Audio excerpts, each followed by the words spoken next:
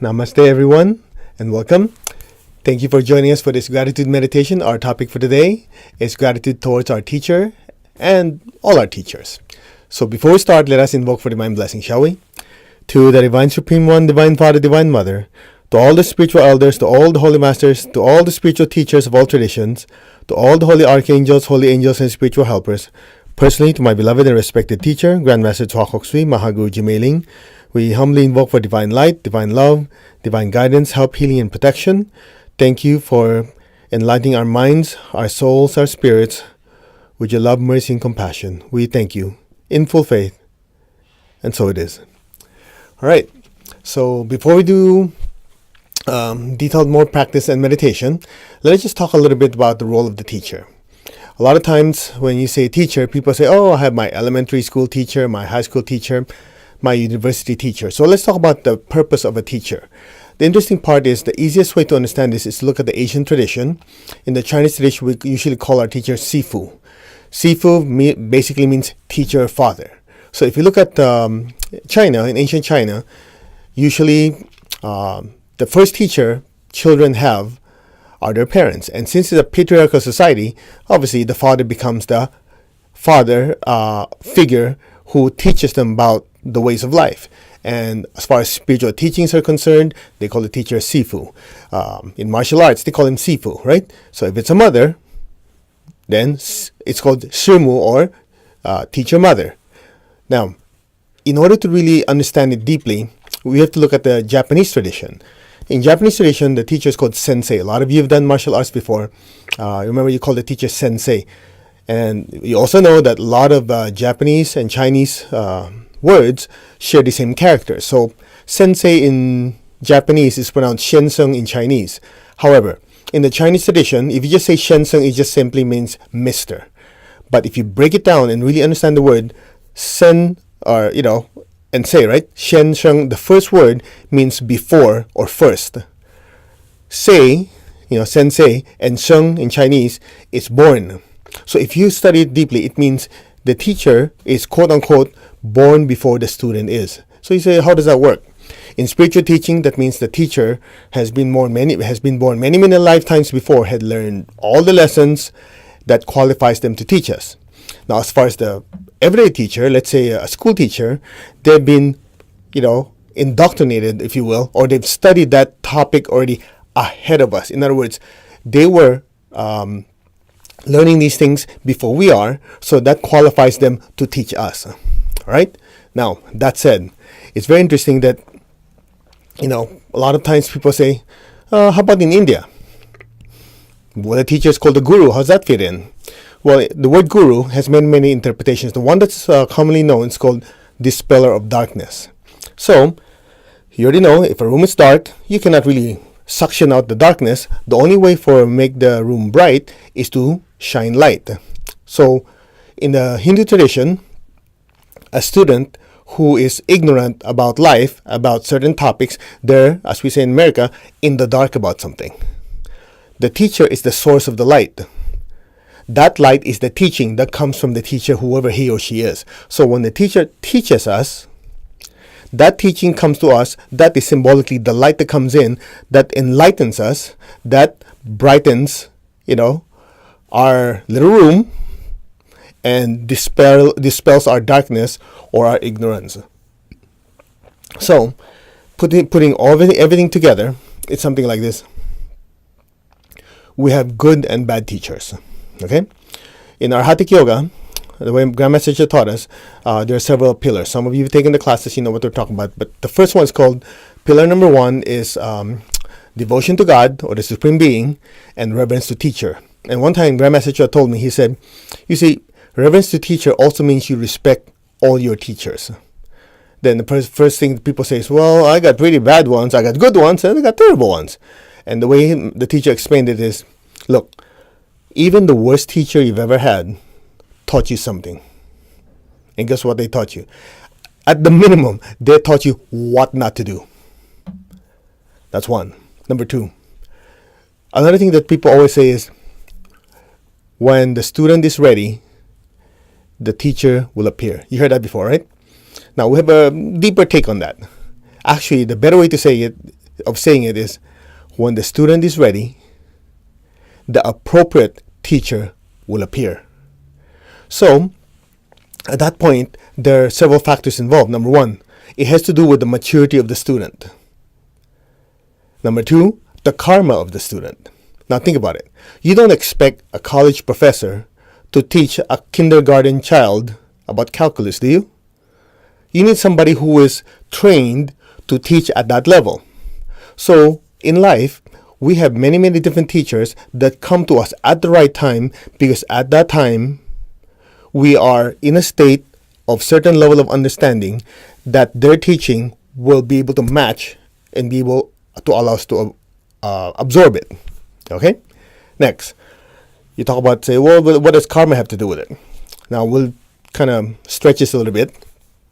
There's this student. He is in front of a great spiritual teacher. Okay? A lot of the different students in that group were amazed. Oh, this great spiritual teacher is teaching us so many things. It's quite amazing, so on, so on, so on, so on. This guy could not get it. No matter how much the teacher explained it kindly, lovingly, he cannot get it. He cannot understand it. Everybody else did. Now, this story is by Charles Ledbetter, a very famous clairvoyant from Theosophical Society. Some of you have read his work. So he decided, let me take a look at this soul to see what kind of karma does this guy have that everybody else gets, but he doesn't. So he saw that in one of the other lifetimes, this soul prevented other students, due to jealousy, envy, or whatever, or control, from learning from another great spiritual teacher. Because of him depriving all these other souls from learning and seeing the spiritual light of another teacher, in this particular lifetime, this soul is also deprived of being able to understand the spiritual teachings. So part of it is connected to our spiritual maturity. Part of it has to do with karma. Now, the question is, what do you do about it? It's very simple. Number one, since it's gratitude week, right? We have to show gratitude to all our teachers. Even the worst one you have, you just say, we'll go to the meditation, you say, to so-and-so, I know at that time, it was not a good experience, but thank you. I've learned whatever I need to learn from you. God bless you. Namaste. So showing appreciation to all our teachers. We'll go to that in more detail. Number two, this is saying, if you want to master a subject, you teach it. So one of the ways that you show appreciation or gratitude to any of our teachers is to use the teachings and teach others, or at least show the teacher you're using what he or she has taught you and apply it into your life. Now, from personal experience, one of the greatest joys, I'm speaking personally for myself, one of the greatest joys I have, when we're in class, is when somebody who's taking the class says, they come up to me during the break or whatever, they say, I just want to let you know with what Master Choa taught on, let's say, the topic of how to heal someone with this problem or that problem, or how when I use the technique to improve my life emotionally, mentally, the stuff that's taught in the class. Oh, I can tell you that it made such a massive difference. It changed my life, changed my family, and so on and so on. They're so excited, just being so grateful. It's funny, I'm more grateful than they are. For me, by them showing gratitude, I feel so much gratitude to my teacher who I learned it from. And for me, the satisfaction that the student actually took these teachings and applied it, it made something out of him. Hey, that's the best thank you I can get. So, that said, one of the ways to karmically entitle oneself to learn more is to share more. And it's funny that, we always say, if the person is ready, you share as much as you can, because you don't know what will stick, right? If they're ready, you share a lot. They learn. You never know, out of 100 things you give them, what will stick and what they could apply into their life. But that one thing could be the defining moment in their life. All right? Now, let's go back to more gratitude. It's interesting that the same author, Charles Ledbetter, also said in one of his books, the role of school teachers especially teachers that teach children, I think before the age of 7, are very critical to the development of the soul. Because at that time, the soul has not fully integrated into the minds, the emotions, and the body of the child yet. It's in the process, right?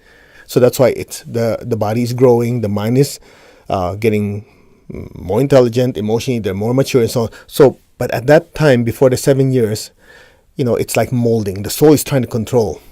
So at that point, the presence and the instruction from the teachers around them are very, very important. So if you know someone who have children, encourage them to treat their children well, teach them well, because when the children learn early, it stays with them. Speaking of which, if we look back in our life, we have many different teachers, right? Just close your eyes. Let's just do a quick experiment. Can you think of a teacher in your life? Could be in first grade, could be in high school, in university. When you're having difficulty in your life, this teacher said one thing to you or helped you with one little problem, and that has stayed on with you till now. Just meditate on it. Just think of it.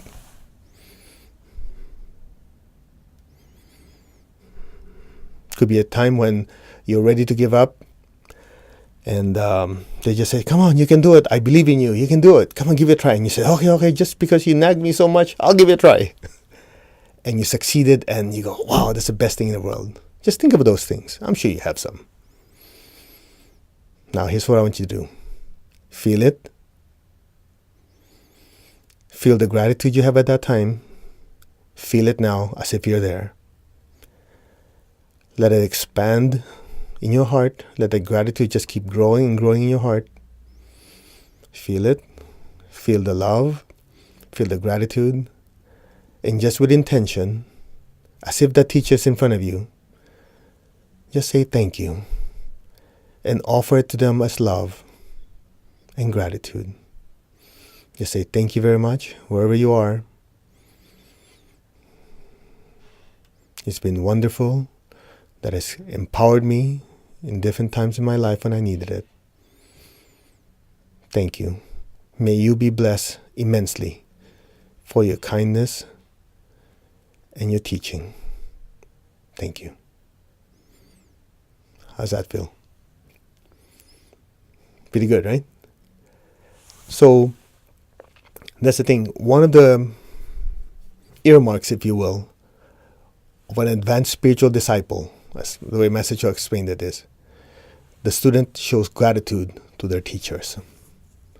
The question is why? It's something like this. Haven't you noticed? The more you learn, the more you know something, the more you realize how much you don't know. Do you notice that? That's why a student who is very, very, let's just say, aware, they would think, if the teacher taught me these things and it radically changed my life, how much more has the teacher not taught me? So the student is filled with gratitude. It's the student who is not very, very intelligent or has a big head, just because they learn something, oh, I know this now, and they think they know better than the teacher.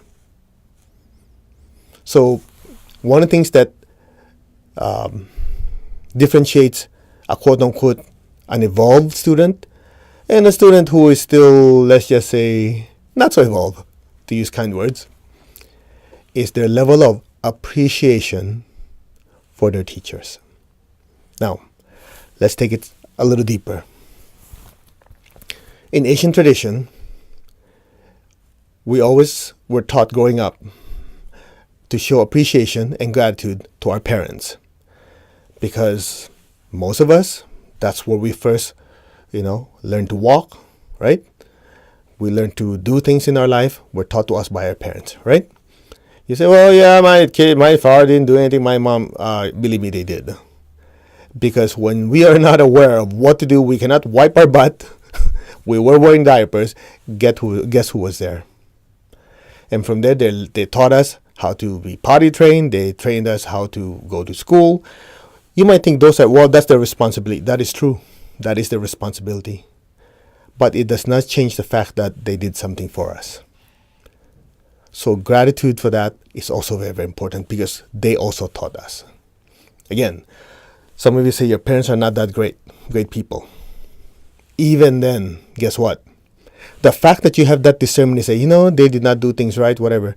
That alone, you can extract a lesson and say, guess what? When I become a parent, I will not do that. Do you see what I'm saying?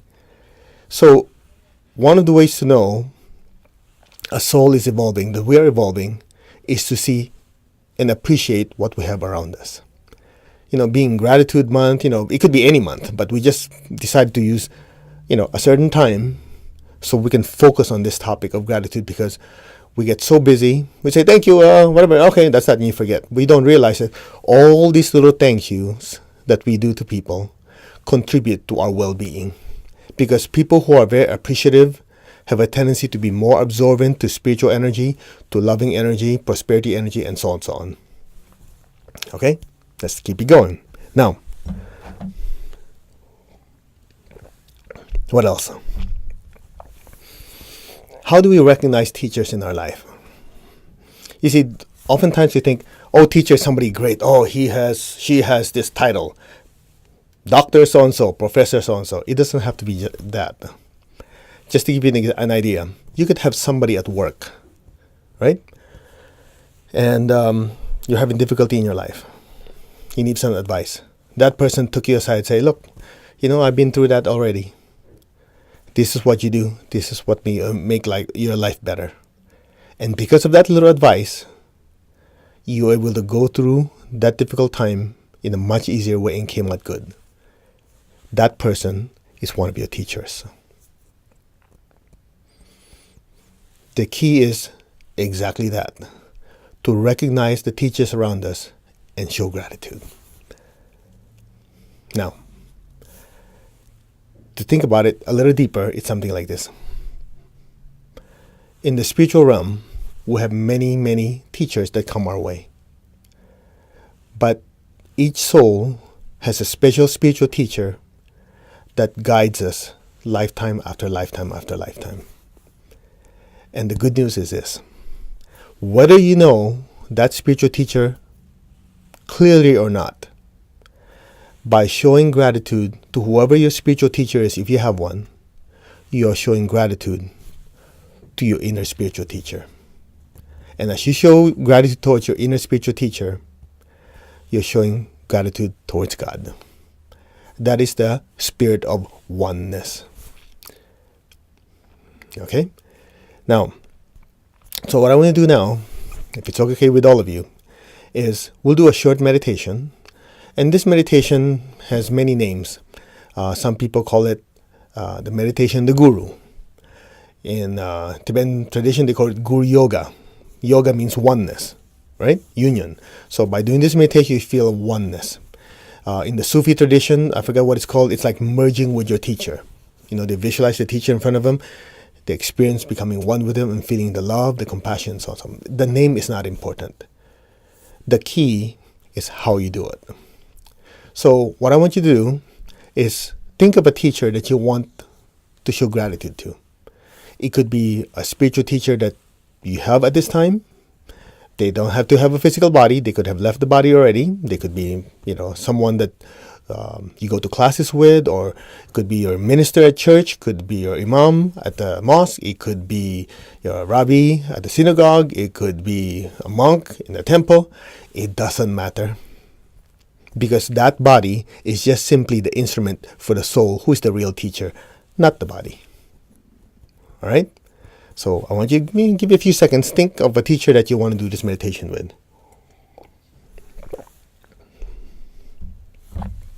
All right, ready? All right, close your eyes. Just inhale, exhale slowly. Just be still.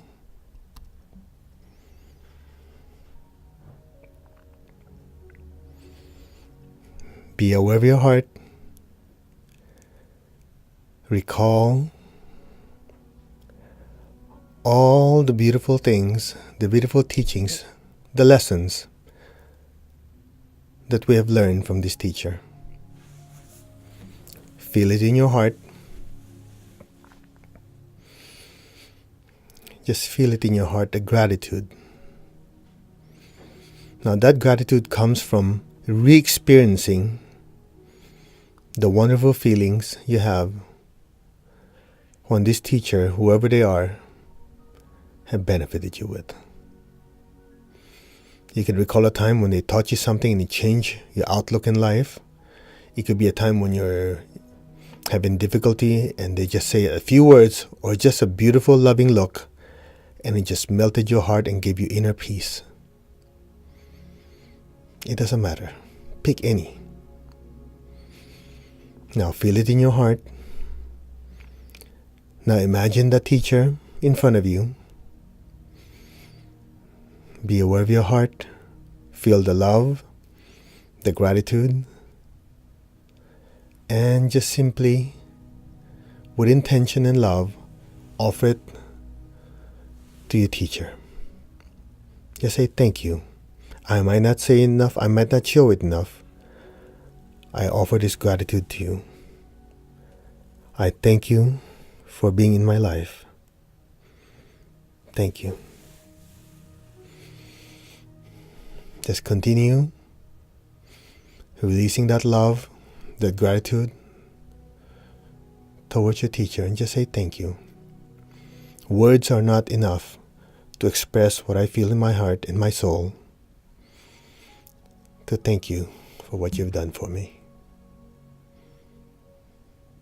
Namaste. The divinity in me honors the divinity in you. Namaste. Now, as we learn to give, we learn to receive. So just open your palms, just be still. Wait for the response from whoever your teacher is.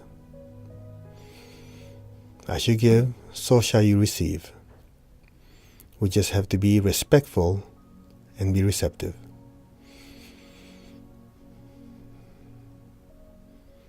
Can you feel that love and that gratitude swelling up inside of you?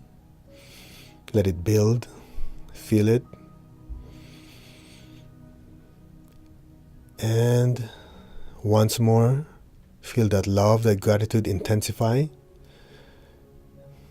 And offer it back to your teacher. Multiply it. I offer it to my teacher. Thank you. Thank you for the teachings, the guidance, the help, and especially the patience. Thank you. Offer that love and gratitude and respect and say namaste. Now be still.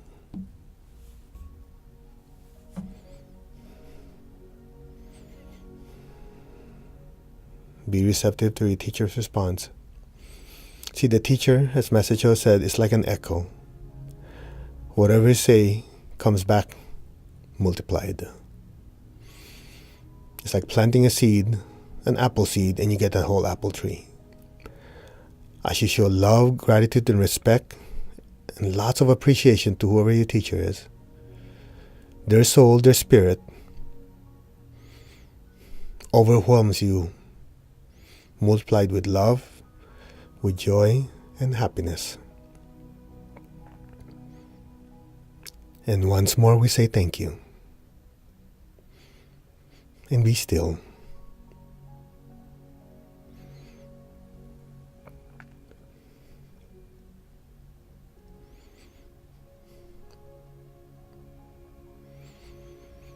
Just be still.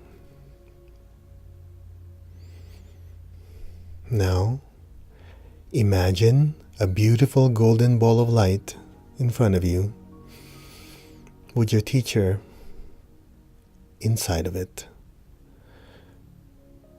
The teacher's glowing inside that beautiful golden ball of light. And just say to my beloved teacher, Namaste. I thank you for all the teachings, the guidance, the help, the divine protection. And however way the teacher has helped you, just say thank you. Thank you, thank you, thank you. With all my heart, my mind, and my soul, I thank you. Thank you for all these wonderful teachings and blessings.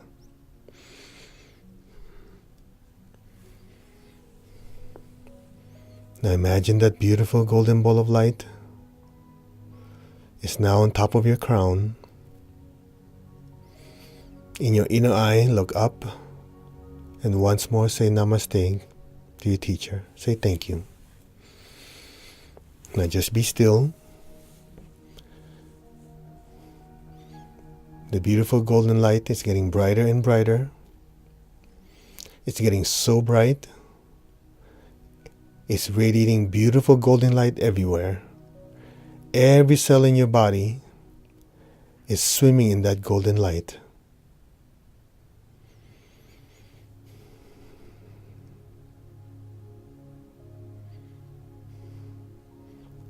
Allow your essence to just simply melt into the golden light and let go.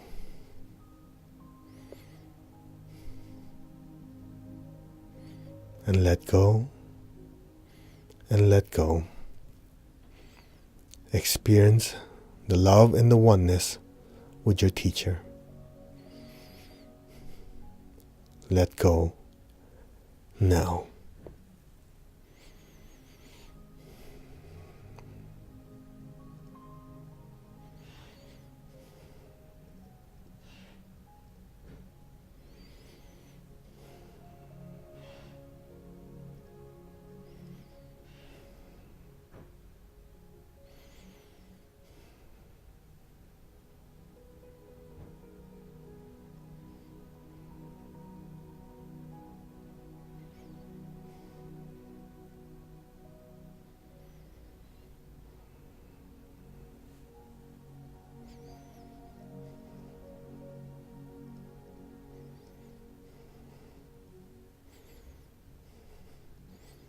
Just affirm, I and my spiritual teacher are one.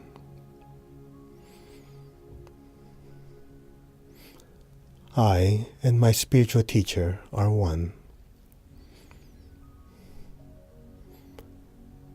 I and my spiritual teacher are one. And so it is. Be still and let go now.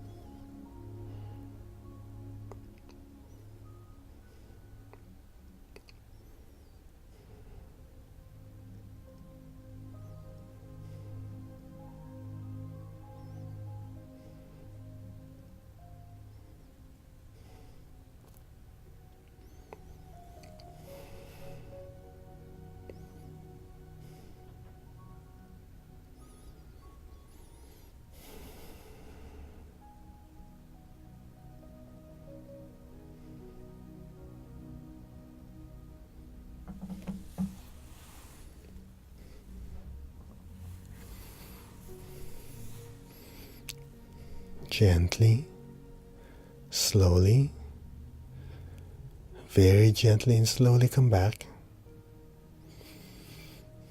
Just one more time. Just say to my beloved teacher, thank you, thank you, thank you for this spiritual oneness, for the teaching, the guidance, help, and divine protection. Namaste, thank you, we are one. All right. How do you feel? Pretty intense, right? So, I think you get the idea. Just to kind of finish up, people always ask, so how do I show my appreciation to my teachers in the physical realm? So we'll talk about spiritual teachers now. So if your spiritual teacher is physically around, obviously you do what you're told, right? If you're told to go help people, do service, do your meditation, do your spiritual practice, by following the spiritual instructions, guess what happens? You become more receptive and you have more gratitude as those teachings have a tendency to, bear fruit in your life. You have more gratitude, and then guess what happens? More energy comes to you. That's obvious. Now, another way is to support your teacher. I don't know who your teacher is. If financially they're not doing that great, hey, nothing's for free. It's hard they have to make a living too, or they have to survive too. They have to pay bills, whatever. One of the ways to help them. You can do that too. So the question people ask, at least personally, they ask, well, Grandmaster Cho is not in the body anymore. He left in 2017. So how do I show my gratitude towards the teacher? It's simple. Number one, you practice the teachings. If you have learned how to heal, you learn how to show compassion, practice the teachings. That's one way to say thank you. Another way to say thank you to the teacher is the teacher has many projects, feeding the hungry people, okay? And myriads of projects that you see on our website, and in different countries, Grandmaster Cho has many projects. By supporting those projects with your effort, volunteering, giving money to those charities, that's how you say thank you to the teacher. Now, some of you who, let's say, belong to a church, temple, synagogue, whatever your spiritual center is, one of the ways you say thank you to whoever is teaching you or the spiritual organization that teaches you is to participate. By being there, like some of you have healing centers. One of the ways for you to show gratitude is to show up, volunteer your time, help support it financially. You see, the thing about gratitude is you always know if a person has gratitude. You know why? There's a saying here in America, you put your money where your mouth is. So if a person is genuinely grateful, they have a tendency not to just say, take. They say, I got something out of it. Just to say thank you, I want to do something in return. That's how you say thank you. Thank you is not just with the mouth. That's important, right? But you show deep appreciation and gratitude when you act, when you volunteer your time, when you pull out money out of your wallet and help support that organization or that church, that temple, or whatever spiritual organization or that group. You belong to a support group for people who have addictions. You have a support group that have,